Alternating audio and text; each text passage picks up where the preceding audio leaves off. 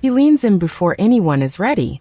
Adam Schiff's voice slices through the chamber, sharp enough to freeze even the restless staffers shifting in the back rows.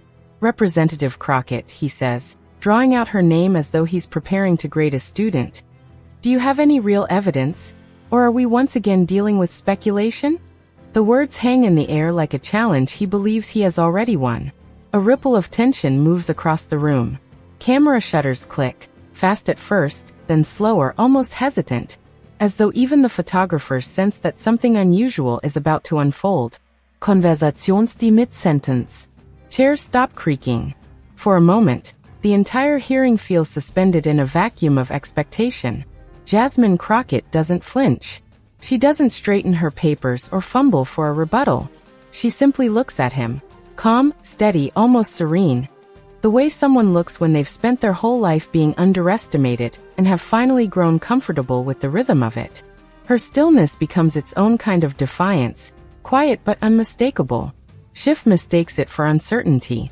His eyebrow lifts, amusement flickering across his face like he's certain he's about to pull the thread that unravels her credibility. He leans back slightly, the confidence of someone who has rehearsed this moment, and expects it to go exactly his way. The room can feel his assumption, that he holds the upper hand, that she's unprepared, that this will be another easy moment for him to dominate. But Jasmine continues to hold her silence, and something shifts. People notice the way her fingertips rest lightly on the folder before her, not tense, not searching, just waiting. They sense the steadiness in her breath. They recognize the unmistakable posture of someone who knows the truth is on their side, and doesn't need to raise their voice to prove it. A journalist in the second row stops typing. A staffer glances nervously between the two lawmakers. Even Schiff seems to sense, somewhere beneath his confidence, that the moment isn't landing the way he expected. And yet he presses on, unaware of the storm quietly gathering across the table. Every breath felt heavier, every second stretched into a quiet warning that something far bigger than a routine exchange was taking shape around them that day. But no one in that room, not even Schiff himself, was ready for how she would respond. The confrontation didn't erupt out of nowhere. It was the boiling point of months of partisan chaos that had turned congressional hearings into something closer to televised battlegrounds than spaces for truth. Accusations had flown back and forth for so long that the public could barely remember what the original dispute had even been about.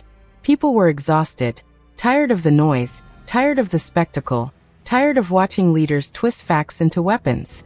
They wanted clarity, honesty, something real.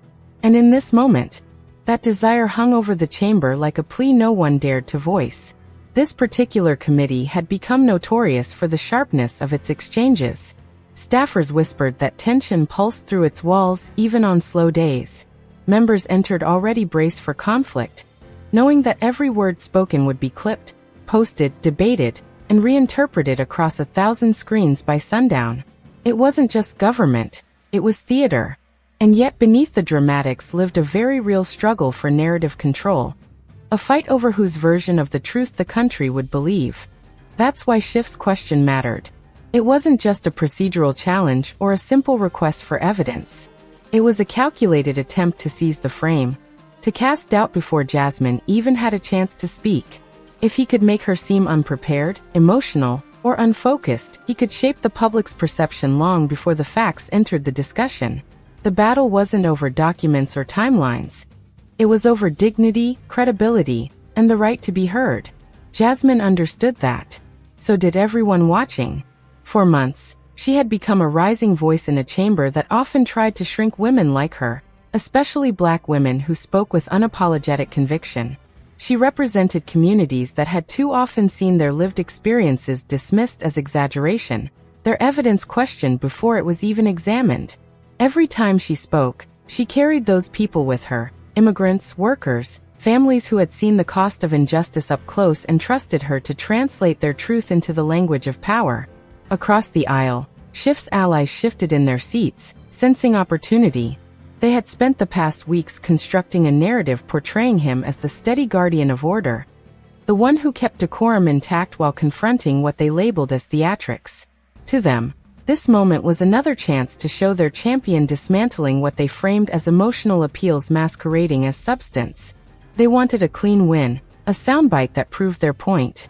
Jasmine's supporters, meanwhile, sat straighter, their attention sharpening. They knew her patience wasn't passivity.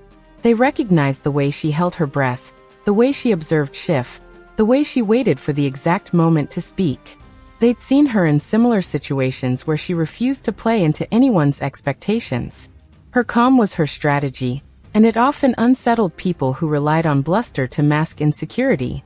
The stakes stretched far beyond that hearing room. Outside, communities followed every development, searching for moments that affirmed their humanity in a political world that often overlooked them. Jasmine's voice had become a reminder that people like them belonged in rooms where decisions were made, challenging histories that told them otherwise.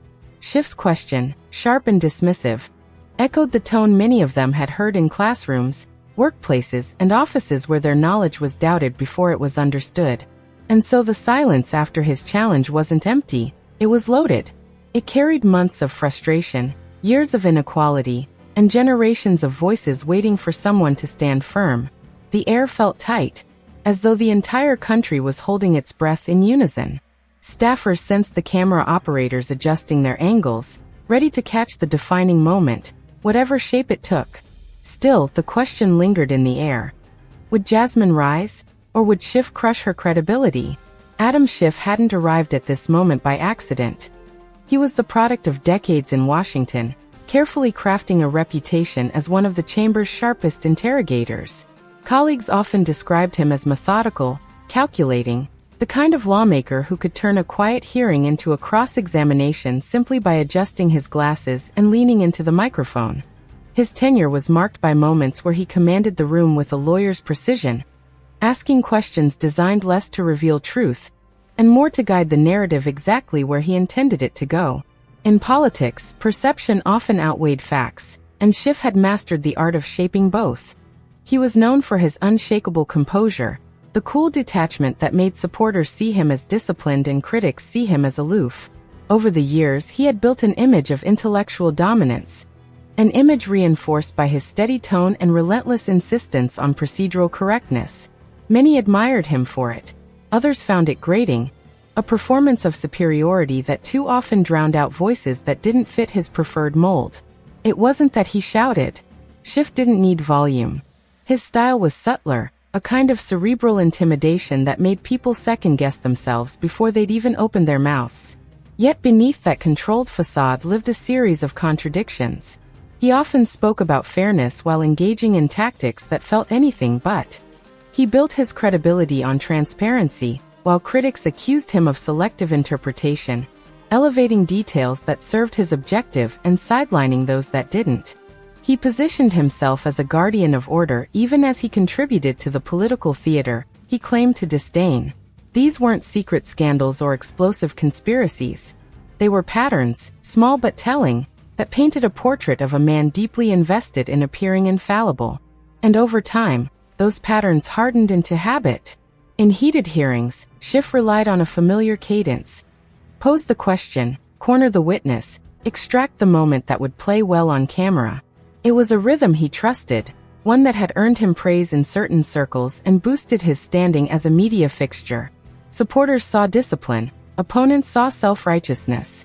Regardless of the perspective, there was no denying that Schiff operated with the confidence of someone used to winning the exchange before it had even begun. This hearing was no different, at least not to him. As he sat across from Jasmine Crockett, he carried with him the unspoken belief that experience would once again tilt the dynamic in his favor. He observed her with the same clinical scrutiny he brought to every witness, convinced he could detect hesitations, insecurities, cracks in the argument before a word was spoken. In his mind, challenging her was a strategic maneuver, another opportunity to reinforce his authority. After all, he'd sparred with seasoned litigators and seasoned politicians. To him, this was another performance, another chance to control the frame. But the landscape around him had changed in ways he didn't fully grasp. The public had grown weary of the polished certainty that once impressed them. They wanted authenticity, not rehearsed performances. They sought leaders who spoke from lived experience rather than from elevated platforms of detached intellect. They were shifting toward voices like Jasmine's, voices rooted in community, shaped by struggle, seasoned by real-world consequences rather than theoretical ones. Schiff, for all his influence, had not adjusted to that changing tide. He still played the same role, certain the old script would work, because it always had. And so he sat there, leaning forward, believing he was about to dismantle her claims with a single question. His supporters saw a master tactician preparing to strike. His critics saw the arrogance that had long bothered them tightening its grip again. But what no one fully understood in that moment was how vulnerable that confidence truly was. For all his experience, Schiff rarely faced someone who carried not only evidence, but the lived truth behind it. He rarely faced someone who met condescension with composure rather than defensiveness, someone whose strength didn't mirror his, but surpassed it through sheer authenticity. He didn't see the shift happening in the room. The way people's eyes were drawn to Jasmine rather than to him. The anticipation growing not for his next question, but for her first word. He assumed the narrative belonged to him, because it always had. He assumed the spotlight would bend back in his direction because it usually did. But Schiff had no idea that this time, the script was about to flip. Long before Jasmine Crockett ever sat behind a congressional microphone, before the bright cameras and tense hearings and millions of eyes dissecting her every breath, she learned what it meant to speak in rooms that weren't built for her. She grew up in a community where strength wasn't something you claimed. It was something you earned through hardship, through showing up when it mattered, through learning to turn frustration into focus. Her voice was shaped not in polished debate halls but in kitchens, church basements, and sidewalks where neighbors gathered to solve problems no one else seemed to notice. These were spaces where justice wasn't theoretical. It was personal, urgent, and often overdue. Her path into law didn't begin with dreams of prestige. It began with a promise to the families she watched struggle, to the young people she saw pushed aside, to the mothers navigating a system designed to confuse more than it helped. Jasmine knew that so many of the people she loved faced battles they didn't choose. So she chose hers, to fight for them. In law school, she didn't chase the glossy internships that guaranteed easy careers. She went where the need was rawest: public defenders' offices, community legal clinics, shelters where clients whispered fears they were too ashamed to say out loud anywhere else. She listened. She learned. And she never forgot. Those early years weren't gentle. In courtrooms, she was often the youngest, the least connected, the one whose presence triggered raised eyebrows before she even spoke. Some attorneys underestimated her, because of her age. Others because she was a black woman. Some, she realized painfully, because her empathy disrupted the detached coldness they believed the law required. But every doubt thrown in her direction became another layer of resolve. She didn't respond to condescension with explosive anger. She absorbed it, sharpened it, and transformed it into preparation. Every dismissal became another late night with case files, another argument refined until it became undeniable.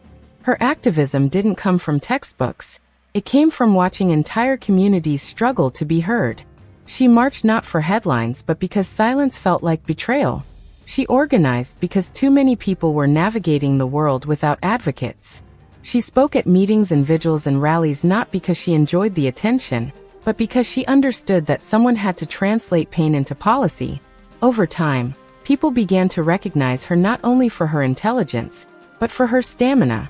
Her ability to move from courtroom to protest to boardroom without ever losing her grounding.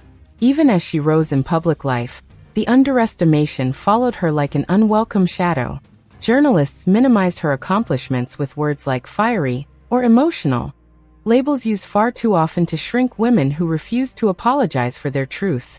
Opponents tried to talk over her, interrupt her, reframe her arguments before she finished laying them out. Some thought her passion was a weakness. Others mistook her warmth for softness. They didn't see the steel running beneath. They didn't understand that compassion wasn't a liability, it was her power source. By the time she stepped into Congress, she had already carried the burdens of communities overlooked by policymakers for decades. She had seen what happened when people with privilege spoke over those with lived experience. She had seen how narratives were manipulated to make injustice look like order, and how evidence was ignored when it came from the wrong zip code. And she knew that every time she sat at a hearing table, she wasn't just representing herself. She was carrying a chorus of unheard voices whose stories deserved to be part of the national conversation. That's why Schiff's challenge mattered in such a profound way. His tone wasn't new to her. She had heard versions of it from judges, senior attorneys, administrators, elected officials, voices that spoke from the presumption of authority rather than the pursuit of truth. Voices that questioned her competence not because of her arguments, but because of the lens through which they viewed her. The difference now was that she had the experience, the resilience, and the unshakable clarity to stand toe-to-toe with anyone who underestimated her. Her calm that day wasn't an act. It was the culmination of years spent mastering her composure under pressure. It was the muscle memory of someone who had been counted out too many times to bother responding with panic. Jasmine understood that the real impact of her presence wasn't in how loudly she spoke, but in how firmly she stood. She didn't need to match Schiff's intellectual arrogance because she possessed something far more disarming: authenticity. And authenticity, true, grounded, lived-in authenticity, is something even the sharpest debater can't easily dismantle. As she sat there, steady and unshaken, she carried with her every client she had defended, every community she had fought for, every night she spent building the kind of career that didn't require anyone else's permission. She knew her truth. She knew her evidence. And she knew the value of her voice. What Schiff saw as hesitation was simply focus. What he mistook for uncertainty was strategy. What he labeled as inexperience was actually the quiet of someone who had weathered far fiercer storms. Jasmine's power wasn't loud, but it was deep. It came from pain she had turned into purpose, from barriers she had transformed into building blocks, from a lifetime of refusing to shrink so others could feel comfortable. The hearing wasn't the first time she'd been challenged like this, and it wouldn't be the last. But she was ready, because every scar, every dismissal, every rhetorical shove had prepared her for rooms exactly like this one. And the very things that once made her a target were about to become her greatest weapons. The room had already begun to thrum with tension long before the first verbal jab landed. You could feel it, this quiet, electric charge that comes when two forces are destined to collide. Adam Schiff sat poised, shoulders squared, expression sharpened into that familiar prosecutorial calm. It was the look he'd worn through countless hearings and investigations, the look that said, "I know how this ends." Across from him, Jasmine Crockett adjusted her papers with a deliberate stillness. No UFI, no SIG, no theatrical shifting. Just focus, laser-bright, controlled, patient. She wasn't here to perform. She was here to stand her ground. The hearing resumed with Schiff reclaiming the floor. His voice cut through the room, smooth but edged, the tone of a man who'd spent years carving arguments like a sculptor chiseling stone. "Congresswoman," he began, each syllable precise, "with all due respect, your interpretation doesn't align with the established record." A soft murmur rippled from his side of the dais. The kind of low, knowing approval that said, "Yes, that's our guy. Show her how it's done." Schiff didn't look toward them, but the corners of his mouth twitched, just slightly. Confidence. Maybe too much of it. Crockett didn't flinch. She leaned forward only enough to signal that she intended to engage. Her face calm but unyielding. "Respectfully," she replied. "The record speaks for itself. Maybe you're just not reading the same parts 1 am." A few staffers exchanged looks. The tempo had shifted. Not confrontational yet, but tightening, like a violin string being turned half a degree past comfort. Schiff pressed on. He layered his points one by one, building his argument with the practiced rhythm of someone who had mastered the art of overwhelm. He referenced precedents, prior hearings, witness statements. He generated momentum, turning each sentence into a stepping stone meant to push Crockett into a corner. It was classic Schiff. Intellectual geometry. Corner here, pressure there. Push until the opponent stepped exactly where he wanted them. But Crockett's expression never changed. As Schiff drilled deeper, raising questions of credibility, consistency, interpretation, she simply listened. Not passive, not defensive. Listening like someone keeping track of every move in a chess match, marking each potential overreach, each misstep. Her supporters noticed. A subtle shift, bodies leaning forward, eyes narrowing with anticipation. They'd seen this pattern before. She absorbs the storm, lets it gather, then turns it into ammunition. Still, Schiff continued, his voice taking on a sharper timbre. You can assert your position, he said, but when the data contradicts your claims, Congresswoman, assertion alone is insufficient. A few in the room nodded approvingly. Schiff's confidence swelled. For him, this was familiar terrain, stringing together logical threads with the certainty of someone who trusted his own map more than anyone else's. He tried to close the loop. So unless you can provide something beyond rhetoric, he concluded, your objection doesn't hold. The line landed hard. It wasn't hostile, but it carried a subtle sting, a reminder of the hierarchy Schiff believed existed in that room.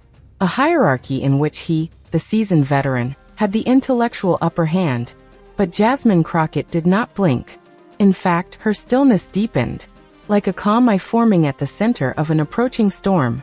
She inhaled slowly, letting the tension thicken, letting Schiff's confidence settle into place, perhaps a bit too comfortably. I hear you, she said, voice low but firm. But see, that's the thing. She tapped one manicured finger on the stack of papers before her. You're assuming I walked in here unprepared. The room stilled. Schiff's brow tightened by a barely perceptible degree. A flicker of something that might have been annoyance or curiosity. Crockett continued. You've built your argument on pieces of the story, she said. Selective pieces.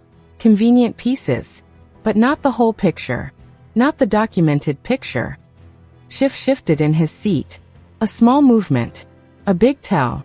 He opened his mouth to respond, but Crockett kept speaking, calmly, clearly, and most importantly, on her own terms. You've spent the last 10 minutes outlining why my claims don't hold. I respect your effort, she said, her tone edging toward something pointed. But effort isn't evidence. Her supporters murmured, quiet but energized. Schiff straightened, ready to reassert control. Because Schiff genuinely believed he had boxed her in. He believed she had been cornered, outmaneuvered, logically sealed off from escape. But Jasmine Crockett simply reached down, her fingers brushing the folder she had kept closed throughout the entire exchange. An unassuming file, worn at the edges, thick with documents. She lifted it slowly, purposefully. Every eye in the chamber followed the motion. And then, the narrator might say, just as Schiff thought he had her boxed in, Jasmine lifted her evidence file. For a moment, the room forgot to breathe. Jasmine Crockett's fingers rested on the edge of her evidence folder, still closed, still unassuming, still quiet. But something in her posture had changed. It was subtle, almost imperceptible, but unmistakable. A shift from defense to offense. From listening to preparing. She drew the folder closer. Slowly, deliberately. Adam Schiff watched her with a practiced neutrality, the kind he had perfected over decades of hearings filled with tension, accusations, and political chess. But behind his eyes, there was a flicker, a cautious curiosity, maybe even a sliver of doubt. For the first time all afternoon, his certainty wavered. Crockett unclasped the folder. The soft click echoed far louder than it should have. A staffer in the fourth row straightened. Someone near the back whispered, "Oh." Schiff's allies shifted in their seats. His opponents leaned forward with almost predatory patience. The room felt suspended, caught between the calm before a storm and the storm itself. Crockett lifted the first sheet of paper. She didn't slam it on the desk. She didn't wave it theatrically. She simply held it gently, like a truth she'd been waiting to release. "Congressman Schiff," she began, voice low and steady, "you suggested that my claims lacked evidence. So let's walk through this together slowly." The word slowly was not an attack. It was not inflammatory, but it carried weight, a weight that made even the committee stenographer look up from her machine. Schiff exhaled, leaning back slightly, preparing for rebuttal. But Crockett didn't give him the chance. She placed the document on the table between them. "This," she said, "is correspondence from your office, your signature, your timestamp, your approval. It directly contradicts the statement you just made." A ripple coursed through the room. Schiff blinked once, then twice. His jaw tightened, not enough to expose panic, but enough that cameras would later zoom in on the movement. Crockett continued, her finger tapping the highlighted portion. You stated that you hadn't been briefed, but the briefing note shows otherwise. So either you forgot, she paused, or you chose not to mention it. Soft gasps. A stifled laugh. A cough that sounded like someone choking on surprise. Schiff streckte net.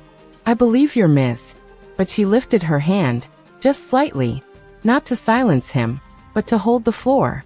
And somehow, impossibly, he stopped speaking. She slid the next document out of the folder. Again calm. Again surgical. This second document, she said, includes the internal summary your team circulated.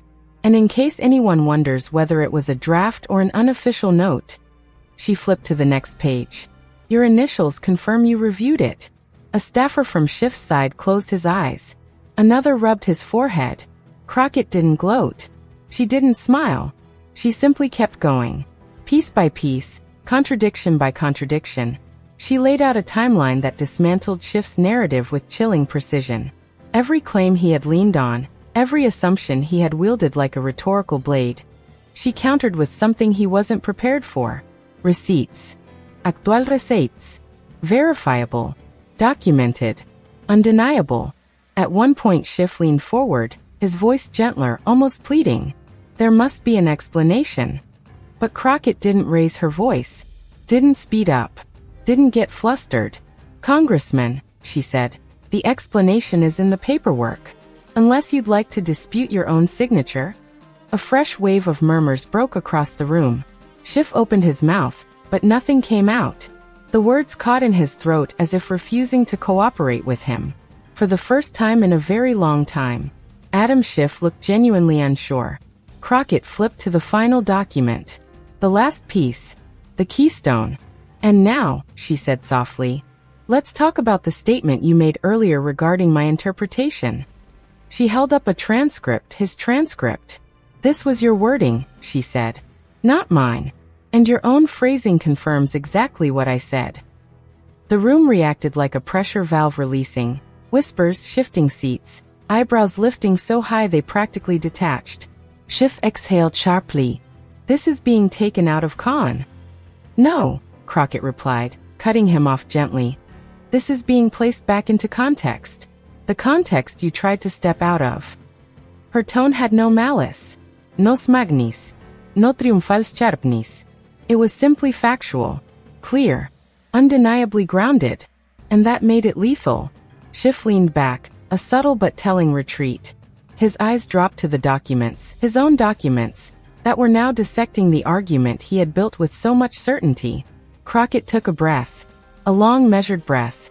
Then she delivered the line. The line that would replay on news clips, podcasts, late-night shows, and political commentary circles for weeks.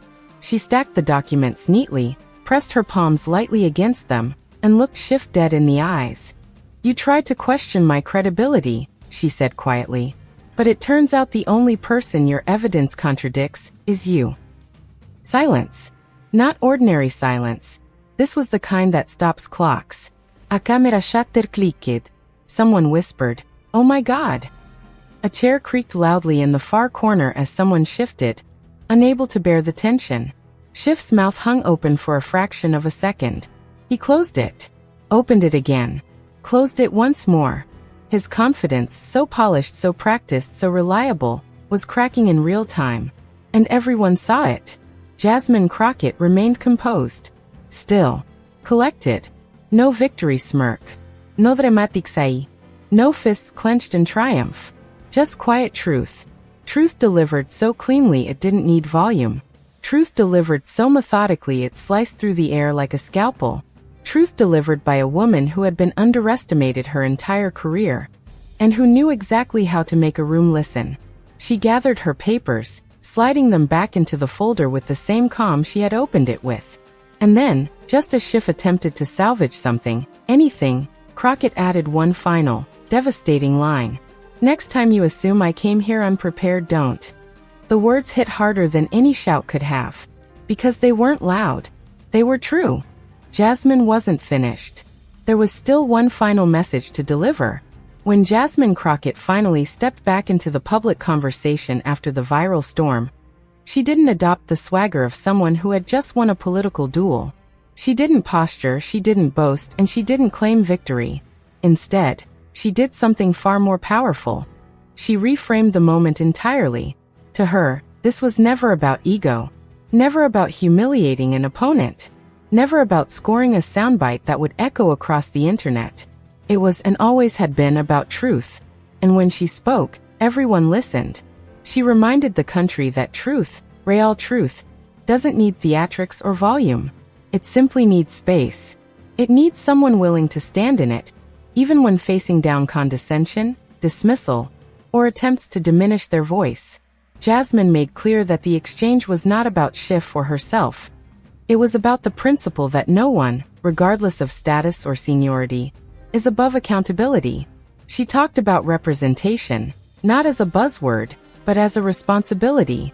How many times had people like her, people with her background or her story, been expected to shrink so someone else could appear bigger? How many times had they been expected to accept being spoken down to, interrupted, questioned with an edge designed not to clarify but to belittle? Her composure in that moment, she explained, was not accidental. It came from years of learning that dignity is not silence, but strength. Strength to stay grounded. Strength to prepare. Strength to refuse to be rattled by the performance of authority. She acknowledged that when she lifted that evidence file, she was lifting more than documents. She was lifting the lived experiences of people who have been underestimated their entire lives.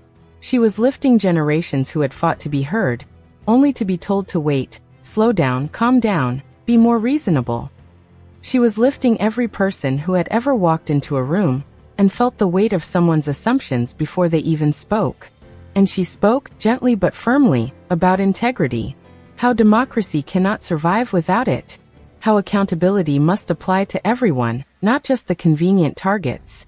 How arrogance corrodes institutions, from the inside out. She emphasized that standing your ground is not aggression, it is self-respect.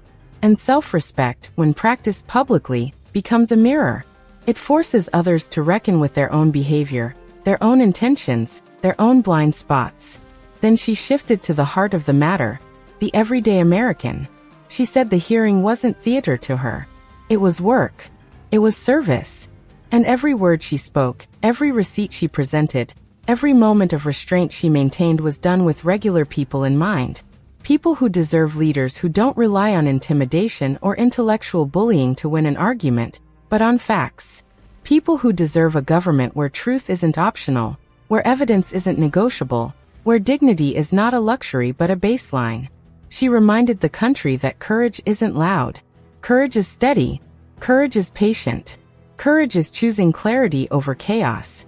And for millions watching, her message resonated far beyond politics. It became a lesson about respecting yourself enough to speak when it matters, and to back that speech with substance. It became a reminder that composure is not weakness but mastery. It became a call to recognize that justice isn't just what courts decide. It's also what individuals refuse to tolerate. As she closed her reflections, Jasmine didn't elevate herself. She elevated the values that make democratic participation meaningful: respect, integrity, justice, truth. She wove them together into a final reminder that authority should never be used to diminish others, and that every person, regardless of background, deserves to stand in any room without shrinking. Her words weren't fiery. They didn't need to be.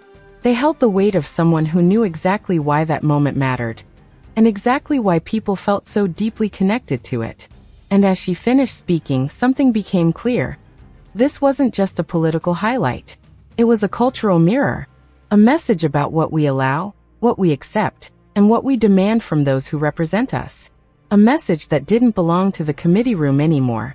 It belonged to the public. And that leads us to you, the viewer, and why this moment matters more than ever. Adam Schiff questioned her evidence. He leaned forward, sharpened his tone, and tried to corner her with confidence that felt more like performance than inquiry. But Jasmine Crockett did what the strongest leaders do. She stayed grounded, she stayed prepared, and she let the truth speak louder than any raised voice ever could. In the end, she didn't just answer his challenge, she silenced the room. Not with theatrics, not with anger, but with clarity so undeniable it cut through every assumption laid against her. And that's the heart of this story. In a political world full of noise, truth doesn't roar. It doesn't need to. It simply stands, steady, firm, unshaken, waiting for someone brave enough to lift it into the light. Jasmine did that. Not for a headline, not for applause, but for the principle that dignity and evidence are still powerful in a democracy that too often forgets both. Moments like this matter. They remind us that representation isn't symbolic, it's necessary. They remind us that integrity outlasts arrogance. They remind us that courage, especially quiet courage, still moves people, still inspires millions, still shifts narratives that once felt immovable. And if you felt something watching this, pride, validation, fire, hope, then you're part of why these stories matter. Because the more we amplify voices that stand for truth, the more space we create for others to do the same. So if this moment resonated with you, if it reminded you of the power of preparation, dignity, and courage, then make sure you subscribe, make sure you share, and make sure this story reaches someone who needs to see it. Keep powerful stories like this in the spotlight. Keep truth where it belongs, out loud, undeniable, and in the hands of the people.